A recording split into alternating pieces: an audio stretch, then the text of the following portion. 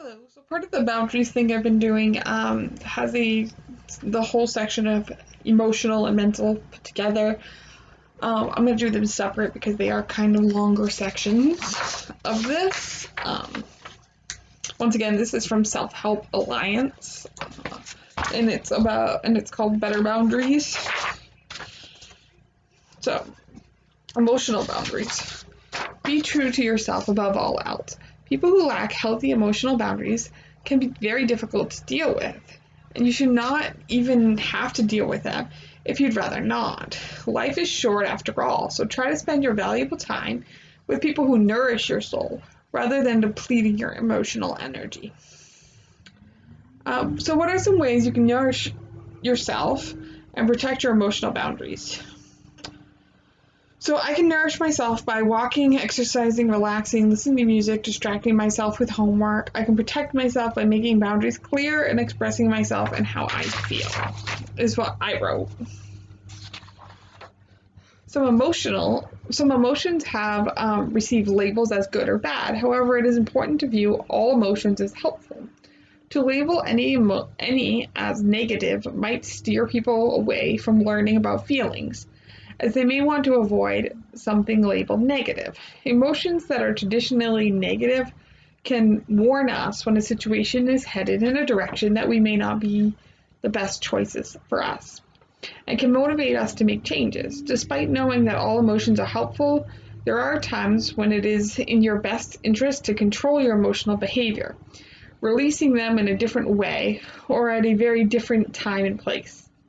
For example, shouting, yelling, and swearing at your work or volunteer supervisor may lead you to being fired or asked to leave, even if your reason for being angry is justified. Controlling controlling emotional behaviors can also be important for times when you are feeling something traditionally thought of as positive. For example, you are very excited about something, but your friend is very upset about something else. Here are some ways you can begin to gain better control over your emotional behaviors. One, recognize that you're having an emotional response. By taking the time to reflect on your feelings and whether they are coming from, you can become more aware of your responses to the world around you. Understand what an emotional response is. Once you are better able to identify what your emotional responses are, you can begin to look at different situations and try to understand why you are reacting that way. And then thirdly, accept your emotional responses. We have emotional responses for a reason, so we should not try to get rid of them completely. Emotions help us decide what we should stay away from and what we should approach. Emotions help us keep lasting relationships with other people. Without emotions, we might make terrible decisions. Therefore, accepting emotions is helpful because when we listen to our emotions, we can actually learn important information. And then 4, access strategies that allow you to reduce the intensity of your emotions when needed. So for me, this is just my list of coping skills that I've done. Engage in goal-directed behavior when upset. Instead of focusing on why you are upset, it can be helpful to focus on something else for the time. Doing this will allow you some space from your emotions and time to process the thoughts causing the emotion. Once you have had time to get into this different frame of mind, the situation may look differently. So then they have something here on a feelings journal and some things for that. So, feelings journal. Start by finding yourself a nice little notebook or making your own lined paper and a decorative cover. Every day or as often as you can, try some of the suggestions below to explore your feelings, emotional responses, and where these come from. So, feelings, obstacles. In your journal, identify what obstacles currently keep you out of touch with your feelings. For example, non-feeling personality style. These individuals may think of themselves as high-performance machines who are very productive without feelings. Pulling in a personality style. This is a withdrawn pattern in which individuals choose to keep a low profile or act invisible to keep their emotions in order to avoid conflict or other troublesome situations. Dissociation. These occur when one becomes numb or disconnected from the emotion that makes one uncomfortable or feeling challenged. Once you decide the obstacles, decide some specific events from your past where you use these styles of behavior and how they helped you survive those events. Then, looking at your current life, describe for yourself how these survival techniques are no longer productive for you. Self-messages. In your journal, explore the messages you have given yourself in the past that have kept you from identifying, experiencing, and expressing your emotions. For example, if I ignore my feelings, they will just go away. Feelings will only hold me back. Self-affirmations. Once you have identified the messages that have prevented you from being in touch with your feelings, journal positive self-affirmations that oppose each of the messages from your past. Use these affirmations on a daily basis to help you identify, experience, and express your feelings. For example, in the past, you may have told yourself, I'm not important, my feelings don't matter. Replace that message with, everyone is important, and knowing my feelings will help me live a fuller life. So they have more on the feelings log. On a daily basis for the next 30 days. Record feelings you are experiencing. Separate your daily log into different parts of your day. Morning rising, breakfast, morning at work, afternoon lunch, afternoon back at job, early evening on way home, early dinner, later evening, and pre-going to bed. For each part of the day, identify the following. What was I feeling? What thought or stimulus brought on that feeling? What, if anything, did I do as a result of this feeling? And how did others react to my behavior?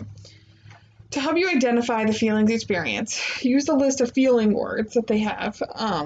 You can find a lot of them online, and add if you choose. So abandoned, absorbed, abused, aching, admired, affection, afflicted, agonizing, agreeable, alien, alienated, altruistic, amiable, anguished, belittled, benevolent, benign, big-hearted, brotherly, bullied, caring, charitable, comforting, compassionate, concerned, congenial, conscientious, considerate, cooperative, cordial, depressed, despised, despondent, diminished, disliked, displeased, dissatisfied, doubtful, embarrassed, flimsy, fuming, honest, horrible, humiliated, impatient, imprisoned, injured, interested, irritated, love, pathetic, pitiful, ridiculed, sad, shaky, shocked, skeptical, speechless, strained, and worried are the ones that they give. Repeat. After 30 days of keeping a feelings log, you do not feel comfortable with your feelings, or if you feel you would like to explore your feelings more, return to step 1 and do it all over again. So, emotional boundary setting. Once you begin to feel more confident in your ability to identify, experience, and express your feelings, you can work towards improving your emotional boundaries. When we feel upset, embarrassed, or uncomfortable with a person's behavior or emotions, our emotions alert us. If we learn to trust our emotions and feel confident in expressing ourselves, we can let the person know how we feel as soon as we are aware of the feeling. This will help us set our boundaries, which are necessary to protect our physical and mental health. Think about a situation in the past or present which left you feeling embarrassed or uncomfortable. In a journal, write about how you would express yourself in order to set your boundary. So that's it for emotional boundaries. Next, I will be doing mental boundaries. Thanks for watching. Hello. I had a goodbye message in some of my other videos. I ended up accidentally deleting it. I just want to take a moment to say thank you for everyone who's watched. I personally have been making these videos for me, and doing them has kept me accountable, and I've learned so much. So if you like these, please like, subscribe, leave me a comment, tell me what you want me to do, really. I admit the coping skills ones are a little bit more for fun than for information. But I came up with this idea because of the COVID stuff going on in the world, and I realized now is the time to start taking better care of myself. Not enough people do. Surprisingly, not surprisingly. But with having no classes, no job, no nothing, just sitting around, and that wasn't me. I needed something to do. So I still taking classes right now, but I've also for myself, this why I started these videos, taking care of myself in all 8 dimensions of wellness. But yeah, so if you like it, well, thank you. Subscribe, like, the spiel. Thanks for watching.